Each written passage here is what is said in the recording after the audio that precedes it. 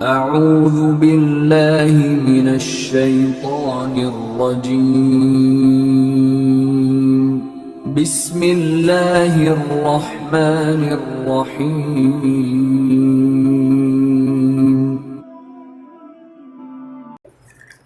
کریم آقا علیہ السلام نے جب رمضان المبارک کی آمد تھی، رمضان المبارک تشریف لا رہا تھا، تو میرے کریم آقا علیہ السلام جلوہ افروز ہوئے اور آقا علیہ السلام نے خطبہ ارشاد فرمایا۔ حضرت سلمان فارسی رضی اللہ تعالی عنہ سے یہ حدیث پاک مروی ہے۔ انہوں نے کہا کہ کریم آقا علیہ السلام نے ارشاد فرمایا کہ جو رمضان المبارک کا مہینہ ہے وہ جلوہ افروز ہونے والا ہے، وہ تمہارے پاس تشریف لانے والا ہے، اور یہ وہ مہینہ ہے عظمتوں والا، رفعتوں والا، رحمتوں والا، برکتوں والا۔ آقا کریم علیہ السلام نے فرمایا کہ اس میں ایک ایسی رات رب نے رکھی ہے کہ یہ رات 1000 مہینوں سے بھی افضل ہے۔ یہ وہ رات جس مہینے میں اللہ تبارک و تعالی نے رکھی ہے، 1000 مہینوں سے بھی اس رات کو آقا کریم علیہ السلام نے فرمایا اللہ تبارک و تعالی نے زیادہ فضیلت عطا کی اس رات میں۔ اور اس مہینے کی شان و عظمت جو تمہارے پاس تشریف آور ہے، تشریف لانے والا ہے، آقا کریم صلی اللہ تعالی علیہ وسلم نے ارشاد فرمایا کہ اس مہینے کی شان یہ ہے کہ اس مہینے میں کوئی بندہ نفل نماز ادا کرتا ہے، اللہ فرض کا ثواب عطا کرتا ہے اس بندے کو، اور جو بندہ ایک فرض ادا کرتا ہے، میرے محبوب صلی اللہ تعالی علیہ وسلم نے ارشاد فرمایا کہ اللہ تبارک و تعالی ایک فرض کے بدلے میں 70 فرضوں کا ثواب عطا فرماتا اس بندے کو۔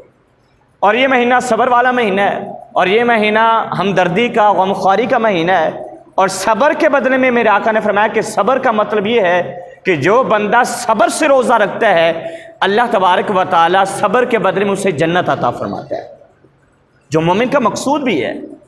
اور میرے محبوب علیہ السلام نے ارشاد فرمایا کہ ایک شخص روزہ رکھنے والا ہے اور دوسرا وہ بندہ ہے جو روزہ نہیں رکھ سکتا، لیکن وہ روزہ دار کو روزہ افطار کرواتا ہے، روزہ افطار کرواتا ہے، اسے پیٹ بھر کے کھانا کھلاتا ہے۔ تو کریم آقا علیہ السلام نے روزہ دار کا جہاں اجر آتا بیان فرمایا، میرے محبوب نے فرمایا کہ جو بندہ کسی روزہ دار کو روزہ افطار کروائے گا، آقا علیہ السلام نے فرمایا کہ رب جتنا روزے رکھنے والے کو ثواب عطا فرمائے گا اتنا افطار کروانے والے کو بھی ثواب عطا فرمائے گا۔ جتنا روزہ رکھنے والے کا ثواب ہے اتنا روزہ افطار۔ صحابہ کرام نے عرض کی یا رسول اللہ صلی اللہ تعالیٰ علیہ وسلم، ہم میں سے ہر بندہ یہ طاقت نہیں رکھتا کہ کسی کو اس طریقے سے روزہ افطار کرائے، پیٹ بھر کے کھلائے۔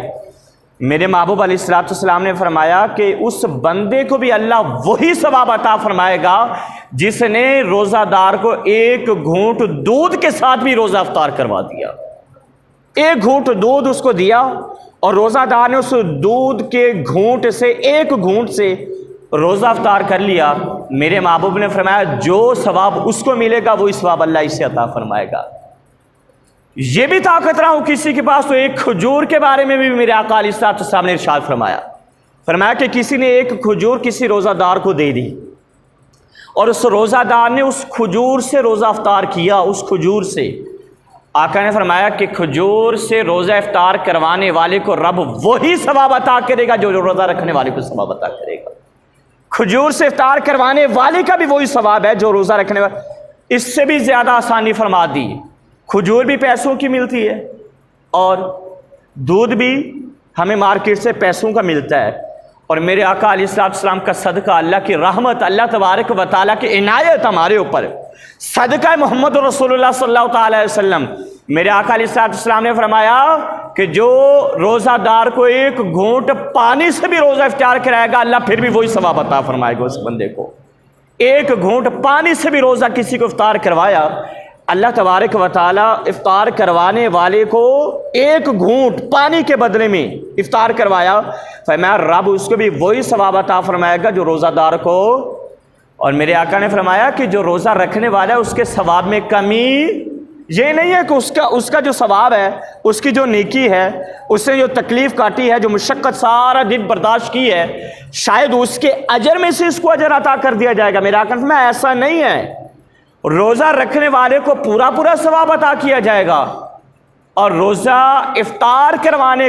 والے کو رب خود ثواب عطا فرمائے گا، اس کے سوا میں کسی چیز کی کمی واقع نہیں ہوگی۔